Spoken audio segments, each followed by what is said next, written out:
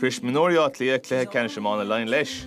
Le line comórtas ceircleach dair le tosacha Chainnigh chmáil ciún, an arócht lór ríist, nó arócht le tosacha Chainnigh an angach a bhúla an uair seo. Cha brion tires is níos de bhaldrathe súlach le Cliath Iomána Mionúr line Electric Ireland. Jack Dollar dong Leon Moore trust the Fuilach Spashin saw David Barco Augustan Sprukheimsha again Barco. Feeling the Gaidi Nordic, Dean Chetang of all Bachtonson is again Killian Costello, Agus and Council Schultz go Chainnigh show their big on Amma. Agus Tana Forna, a well Neil to cool, Vieskinner Haraka is fair and cool. Smacht go hauling again Mullen and Son Tech Traster and Schlitter and Council Stewart Harris Traston on a fainter fat.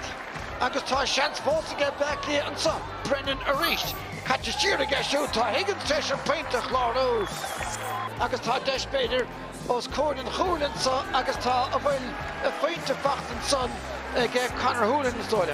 Stachel Lorsley Agus V Bertown Owen Brennan Rinneca John Daly did get hurt Wille Rodnar English Yanov Agus a fainter fat to get Owen Brennan.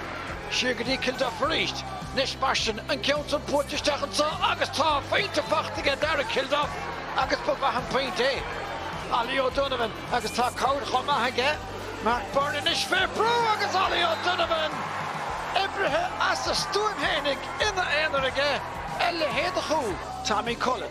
The division again, Tommy Tour first score, August will shed Lash Tigton Gurle.